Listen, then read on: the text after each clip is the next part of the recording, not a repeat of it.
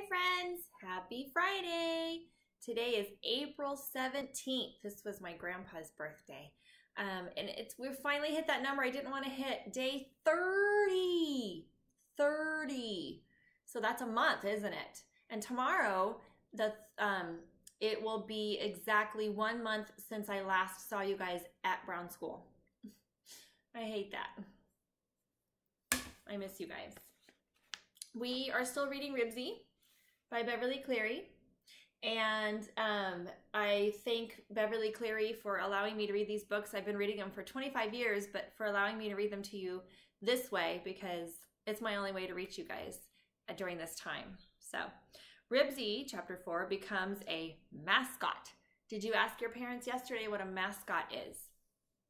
Because Brown School has one. A bobcat. So Brown School, the Bobcats are a mascot. So Ribsy is going to be a mascot at a school. Ooh, I think I gave away information. Sorry. Oh well. Okay, so I gave one away. All right. The Hugginses had received a number of telephone calls in answer to their advertisement. A man had seen a dog that sounded like Ribsy running down Broadway, but he did not know where the dog had gone. A lady had been feeding a stray spotted dog for over a month, and she would really like to get rid of him. A boy called to say he knew a couple of dogs that sounded like Ribsy, and how much was the reward? Another lady called to say she didn't know anything about Ribsy, but she did have 5 perfectly adorable puppies, and she would be glad to give Henry one, which is nice of her, but it's not the same, huh? Now we're back to Ribsy. It was late in the evening after the advertisement had been running for several days. Oh, wait, no. Yeah, what kind of? That Mr. Dingley, the father of the 4 girls and George, telephoned to say that he had read the notice and that he was sure it must have been Ribsy his family had picked up in the parking area at the shopping center. He told the tale of finding Ribsy, of the bubble bath, and of Ribsy's disappearance into the dusk. He was sorry he had not called sooner, but 3 of his children had come down with chicken pox and he had been busy. Bubble bath? Henry was disgusted when his father had relayed the story to him. A bunch of dumb girls giving Ribsy a bubble bath, for Pete's sake? No wonder he ran away. Well, at least we know the direction in which Ribsy went, said his mother. That's something. We'll let the ad run a little bit longer and see if it won't bring results, said Mr. Huggins. Bubble bath, muttered Henry. Bubble bath. By the time the advertisement had run for 3 weeks, the Hugginses had received several more calls and gone to look at 3 different dogs. None of them Ribsy. Well, Henry, I don't like to say this, said Mr. Huggins at last, but I think we might as well stop the ad. Henry nodded.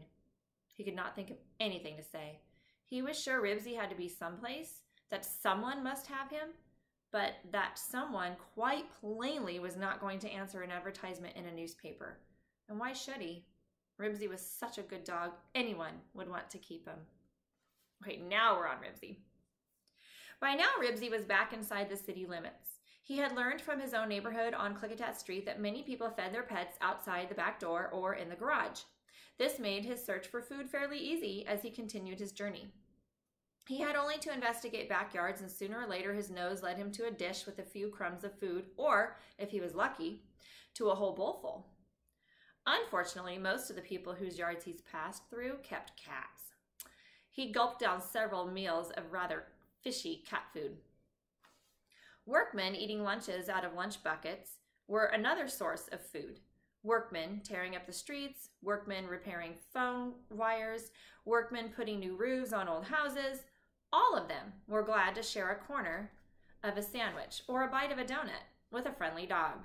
So here's a picture of a workman giving Ribsy a little piece of his sandwich.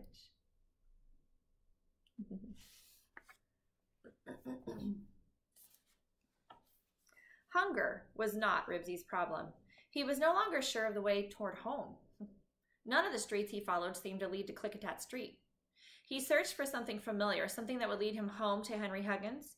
He trotted along the sidewalk looking up at all the people he met, hoping that one of them would turn out to be a member of his family. But they were always strangers. But Ribsy was not easily discouraged. He continued his search until he came to a mailman waiting for a bus. Ribsy, who had often followed the Klickitat Street mailman on his rounds, was delighted to see someone who looked a little bit familiar. He pranced right over to the bus stop and wagged his tail. "Hello, Pooch," said the mailman. Encouraged, Ribsy sat down beside the mailman, who obligingly patted him. That, as far as Ribsy was concerned, was that. He would follow that mailman, who was sure to lead him to the Huggins' house. When the bus stopped and the mailman swung aboard and sat down, Ribsy scrambled after him and flopped down at his feet. "Hey," said the driver, "that dog can't ride on this bus." Oh, remember that at the very, very first book? "No, he's not my dog," said the mailman. "Somebody get him out of here fast," said the driver. "I've got a schedule to make." A high school boy was glad to help. He seized Ribsy by the collar and pulled. Remember, he's wearing that collar Mrs. Frawley gave him. Ribsy stiffened his legs and dug his toenails into the floor of the bus. He was not going to go. The boy pulled so hard at his collar he began to choke. "Don't you hurt that poor dog!" cried an old lady from the back of the bus. "Take your hands off him this instant or I will report you to the SPCA." The boy let go of the collar. "Wait, I have an idea," said the mailman. He slipped the strap of his mail pouch off his shoulder, got up, and walked quickly down the aisle. Ribsy was not going to be left behind. He trotted right down the aisle and followed the mailman out the rear door of the bus. The mailman then surprised him by sprinting to the front door, jumping into the bus once more. Before Ribsy could jump in after him, the door was shut in his face, and the bus drove off in a particularly smelly cloud of exhaust. Ribsy had never had a mailman treat him like this before. He did not know what to think. At first, he tried running after the bus, but the smell of the exhaust soon discouraged him. He wandered along the sidewalk until he saw 3 girls carrying brown paper bags. Instantly, Ribsy's spirits rose. Here was a familiar sight. Girls with lunches in paper bags were sure to lead him to school. And there he would find Henry. He followed happily along behind the girls, just close enough to catch a whiff of their lunches. Tuna, peanut butter, pot roast. The pot roast sandwich smelled delicious. "Don't look now, but there's a dog following us," said one of the girls and giggled. The other 2 thought this was very funny. They all giggled and glanced back at Ribsy, who trotted along minding his own business. Sure enough, just as Ribsy expected, the 3 girls led him to a familiar place, a 2-story red brick school, surrounded by a fenced-in asphalt playground. His spirits rose even higher. Henry must be around someplace. After noticing that the 3 girls left their lunches on a bench before they went off to play hopscotch, Ribsy put his nose to the ground and ran around the schoolyard searching for the scent of Henry Huggins. He picked up many scents of boys and sneakers, but none of them had that exact scent of Henry. Ribsy also picked up the scent of the pot roast sandwich once more, and this time he helped himself to the lunch bag. There was no use letting a perfectly good piece of meat go to waste when he had eaten so much fishy cat food lately. "Look!" squealed the owner of the pot roast sandwich. "That dog has my lunch!" The chase was on. Everyone, boys and girls, big and little, chased Ribsy. He loved it. He hadn't had so much fun since he had been lost. He ducked and dodged with the brown paper bag in his mouth. Sometimes when he was far enough ahead, he dropped the bag a second and stood panting with a laughing look on his face as if to say, "Catch me if you can." Then, when someone almost reached him, he snatched up the lunch and ducked and dodged some more. Finally, the yard teacher blew a whistle that hurt Ribsy's ears, and everybody stopped chasing him. "Here, doggy," coaxed the yard teacher. "Nice doggy." Ribsy eyed the teacher warily, ready to run if she should decide to chase him. Instead, she approached him slowly with her hand extended. "Nice doggy," she said. "Give us the lunch. That's the boy." She was so friendly, Ribsy let her pet him and take the lunch. "The poor dog is hungry," said the owner of the undamaged pot roast sandwich. "I'll give him something out of my lunch," someone said, and a dozen lunch bags were opened. "Now, children, you know dogs are not allowed on the school grounds. The yard teacher spoke in a mild voice because, after all, Ribsy was such a nice, friendly dog. No one seemed to hear her. Ribsy found himself being offered pieces of sandwiches, potato chips, carrot sticks, raisins, and cookies. He accepted the most appetizing bits, to the delight of the givers, while those who bought their lunches in the cafeteria just petted him and wished they had something to feed him too. Ribsy could tell he was going to like this place. When the bell rang, Ribsy went right into the school with the boys and girls and into the nearest classroom, which happened to belong to Mrs. Sonchek's second grade. He looked around the room at the desks and blackboards and at an empty aquarium on the ledge below the window. None of this was especially interesting to him. Then he walked into one door of a cloakroom at the back. So it's like a little closet, but it has two doors. So you can walk through, put your coat on a hook, and then you can walk back to the other side. He sniffed the lunches and wraps and walked out the other door. Satisfied with his investigation, he flopped down near the cloakroom door and laid his nose on his paws. He had spent the night dozing in a cold garage, and he was so glad of a chance to nap in a warm, dry place that smelled pleasantly of sneakers, lunch bags, and boys and girls. The 30 boys and girls of Mrs. Sonchek's second grade took their seats, while Ribsy dozed off. Suddenly, he was awakened by the sound of 30 pairs of feet sliding out from under their desks and 30 boys and girls standing up. Everyone was going someplace, and Ribsy was about to be left behind. He jumped to his feet, too. "I pledge allegiance," began the class, "to the flag of the United States." You have no idea how hard it is for me to stay seated right now. They were not going anywhere after all. After the flag salute, the class sat down, all but the two boys nearest Ribsy, who petted him in such a way that Ribsy knew he had somehow pleased them. A girl raised her hand. "Yes, Penny," said the teacher. "Mrs. Sonchek, there's a dog back here, and when we stood up for the Pledge of Allegiance, he stood up too." Penny was pleased to have announced this news to the class. Everyone turned in his seat to admire such a smart animal. "Well, it must be a very patriotic dog," said Mrs. Sonchek pleasantly. "And now, Danny, will you please take him outdoors?" Reluctantly, with several backward glances, Ribsy allowed Danny Yaxley to lead him outdoors, where the asphalt was cold and unfriendly after that warm floor of the schoolroom. Ribsy looked sadly at the door that closed behind him, and the minute the milkman came to deliver the boxes of milk cartons, he slipped inside, returned to the second grade room, and flopped down by the cloakroom door. Penny waved her hand. "Mrs. Sonchek, that dog is back." "Keep quiet," whispered the boys. Mrs. Sonchek merely said, "The dog is not bothering anyone, Penny. Pay no attention to him." Mrs. Sonchek did not like to waste classroom time.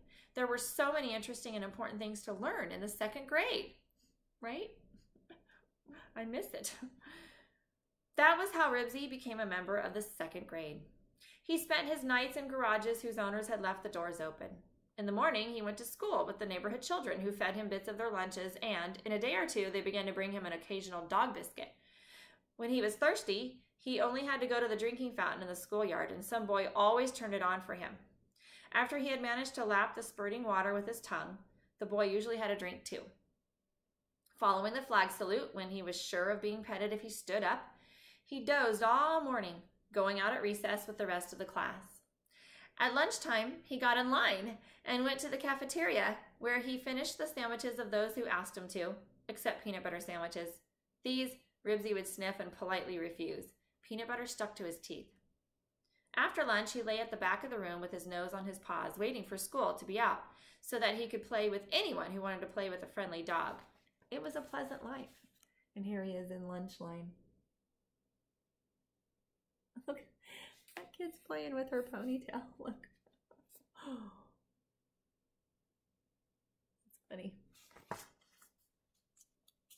This had gone on for several days. Then one day at lunchtime, Ribsy lined up as usual and went to the cafeteria.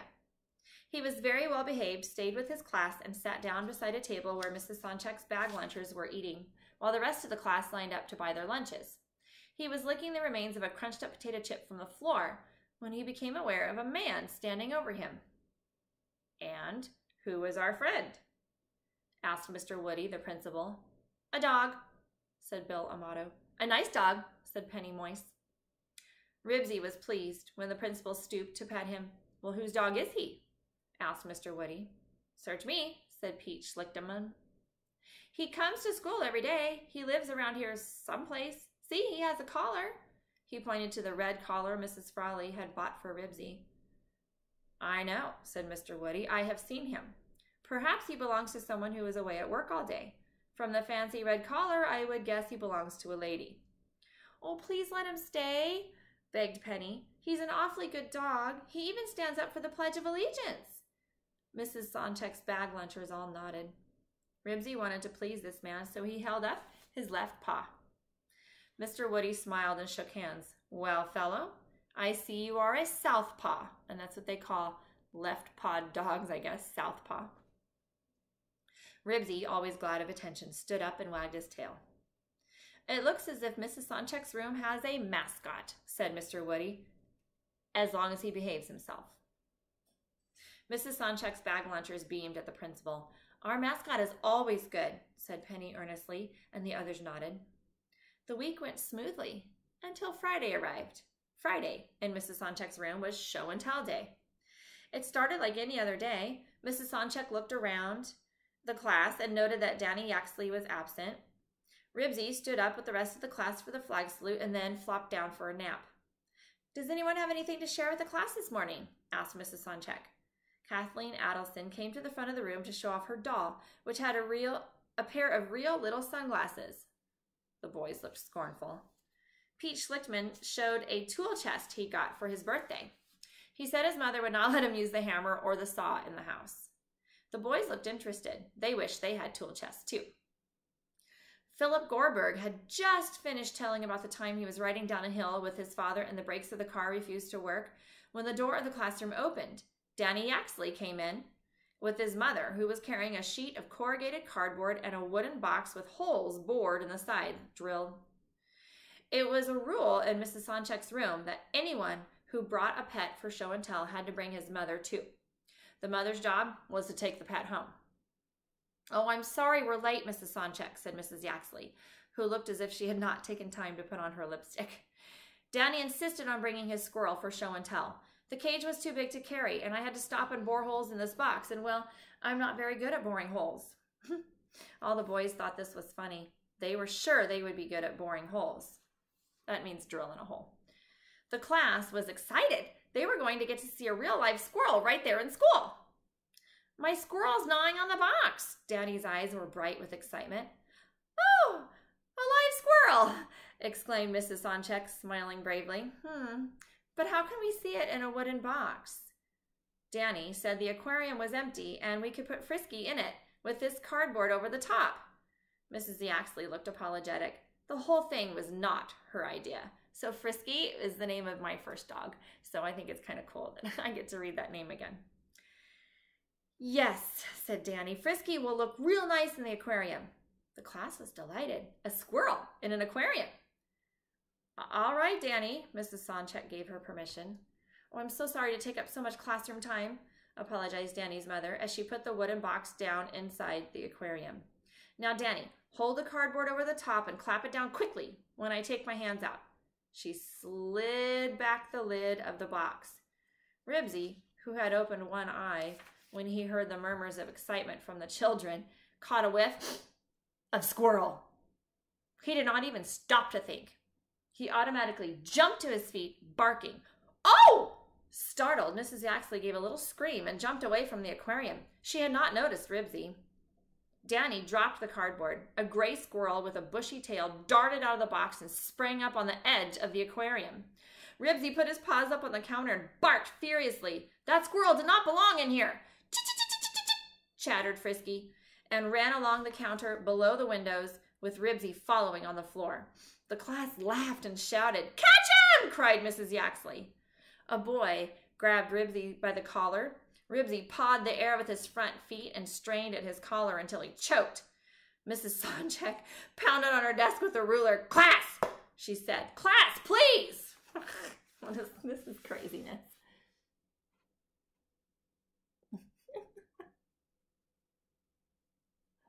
Craziness. How could any class be quiet with a squirrel loose in the room? Nothing that interesting had happened since Billy Amato brought a live clam to school. Frisky jumped to the top of a pile of supplementary readers in the front of the room, and from there he took a flying leap to the staff that supported the flag in a bracket above the blackboard. Ribsy broke loose and ran under the flag. He put his paws on the chalk tray and made as much noise as he could. He would show that squirrel who belonged in this room. Frisky ran lightly up to the end of the staff that held the flag and scolded Ribsy. This infuriated Ribsy and delighted the class. If this kept up, there would be no time at all for math. "People!" cried Mrs. Sonchek, banging on the desk with her ruler. "People, please!" Oh, good gravy. Then the door opened, and Mr. Woody, the principal, entered, followed by Mrs. Hildebrand, the school nurse. At the sight of the principal, the class became a little quieter, but not much. "Oh, I'm terribly sorry," said Mrs. Yaxley, wringing her hands. "I didn't mean to take up so much classroom time." Mr. Woody frowned at the class. "Quiet!" he ordered. "What's going on in here?" This time, the class obeyed, but Ribsy did not. Neither did Frisky, who flirted his tail and scolded. Mr. Woody grasped the situation. "Someone hold the dog," said the principal. 3 boys ran to the front of the room. One tackled Ribsy, and the other 2 grabbed his collar. "Mrs. Sonchek, get me a jacket," said the principal. "Here, take mine."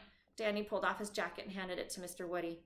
Ribsy, straining at his collar, panted hoarsely. These boys were spoiling his fun. "Quiet, everyone," repeated the principal. He walked to the front of the room and stepped up on one of the chairs in the reading circle. "Now, Mrs. Sonchek, when I lift the flag down, you throw the jacket over the squirrel."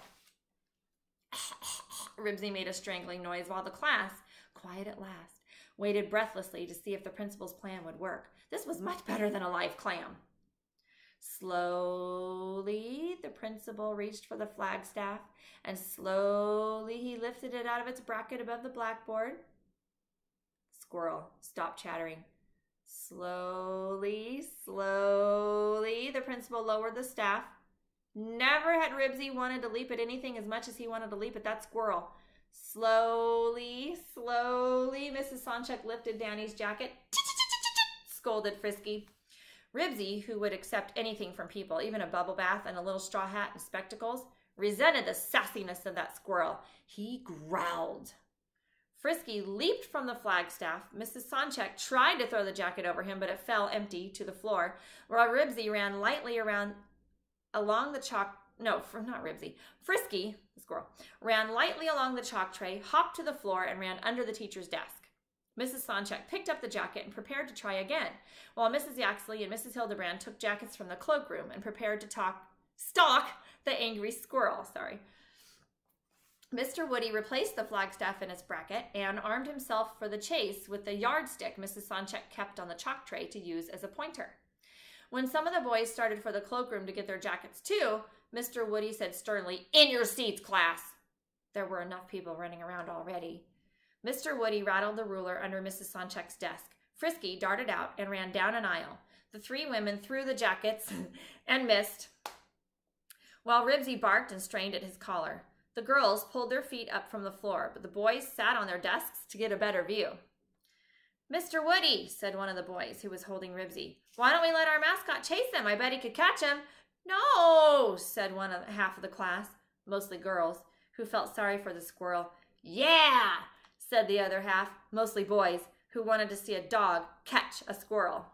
"Don't you dare stick that dog on my squirrel," said Danny to the boy who was holding Ribsy's collar. "Class!" cried Mrs. Sonchek. The squirrel skittered into one of the cloakroom doors. Naturally, the whole class had to turn around and face the back of the room. Ribsy could hardly stand it. If they would just let him go, he could show that squirrel a thing or two. "Now we've got him," said Mr. Woody. "Line up with the jackets at the other door. I'll go in with the yardstick and chase him out." The 3 women stood at the one door of the cloakroom with the jackets aimed, while Mr. Woody marched in the other door with the yardstick. Thumping and whacking could be heard from the cloakroom. "Look out, here he comes!" yelled the principal. The teacher, the mother, and the school nurse crouched with their jackets. There was a flash of gray fur, and all 3 of them pounced. "I've got him!" cried Mrs. Hildebrand, the school nurse, who was on her knees, clutching a wiggling jacket. "Quick, roll him up," said Mrs. Yaxley. She took the rolled up squirrel and stuffed it, jacket and everything, into the wooden box. Ribsy felt the boy's hold on his collar relax. He made pathetic coughing sounds. "Hey, that's my jacket," said Billy Amato. "I'll bring it back before lunch period," promised Mrs. Yaxley. "My mother isn't going to like it if that squirrel chews up my jacket," said Billy. Mrs. Yaxley looked as if she had had a very difficult morning. "If he does, I'll buy you a new one," she said in desperation. Turning to the principal, she added apologetically, "I'm terribly sorry to have taken up so much classroom time." "But won't the squirrel smother?" asked Penny. "He's not rolled up that tight," answered Danny's mother, who was in a hurry to get the squirrel home to his cage. "I never did get to tell about my squirrel," said Danny. "Never mind, Danny, you showed him and that's enough." His mother spoke sharply before she escaped from the classroom with Frisky safe inside a box. It was all over. The class slid back into their seats and waited to see what Mr. Woody would say about the interesting time they had when they were supposed to be learning math. The principal came to the front of the room and gave Ribsy a stern look. Then he faced the expectant class. "Boys and girls," Mr. Woody sounded very serious, "dogs are not allowed on school grounds." The class looked guilty. They all knew this, but it was Mr. Woody himself who had called the dog their mascot, and I'm afraid I made a mistake in making an exception. Mr. Woody looked once more at Ribsy. Now Ribsy looked guilty. He understood he had done something wrong, but he wasn't sure what it was. He thought dogs were supposed to chase squirrels and get rid of them. "But this dog looked like such a friendly dog," continued Mr. Woody, "and he seemed so well behaved that I overlooked the rule." Ribsy waved his tail wistfully to show that he did not mean to do anything wrong, that he was just really a nice dog. "And now we know," said Mr. Woody, "that a dog does not make a good mascot and that the rule is right. This should be a lesson for all of us. I'm afraid the dog will have to go." "Aww," the class made a sad sound. They loved their mascot. They didn't want him to go. Neither did they want this morning, which had been so much fun, turn into a lesson on obeying rules. When Mr. Woody looked at Ribsy, the dog stopped waving his tail and let it droop. He knew he had not succeeded in making everything all right. He hung his head and looked dejected. "Come on, boy," said Mr. Woody kindly, and he took a hold of Ribsy's collar. "Come along with me." One of the girls in the front row began to cry. The whole class waved, and those in the last row of seats patted Ribsy as Mr. Woody led him out of the room. Mr. Woody did not let go of Ribsy's collar outside the classroom or even outside the building. He kept a tight grip until he had led Ribsy outside the metal fence that surrounded the schoolyard. Only then did he let go of Ribsy, and he slammed the gate with a clang and said, "Goodbye, fellow." Ribsy understood one thing. He was no longer wanted. This made him unhappy, and when Ribsy was unhappy, he seemed to droop all over. He took a few steps away from the gate, stopped, and looked hopefully back. Maybe the man would change his mind and call him so he could come running. The man had not changed his mind. "Go home," he said firmly and kindly. Go home. That was a command that Ribsy understood. He had heard it many times on Klickitat Street when he had run through the neighbors' flower beds. He had heard it when Henry did not want him to chase after the car. But now the words reminded him of Henry Huggins and the familiar street with green lawns and trees. "Go home," repeated the principal. After one more sad backward glance, Ribsy started walking. He wanted to obey the man. He wanted to go home, but he didn't know where home was, and there was no way he could make the man understand. And here's Ribsy. Like, I'm lost. What am I supposed to do? And I want to quickly show you the first picture that I forgot to show you. When he was doing the flag salute. All right, friends, that was kind of a long chapter, but chapter 5 I'll do on Monday. Have a safe weekend. Stay safe. Be careful. Stay in your house. I love you guys.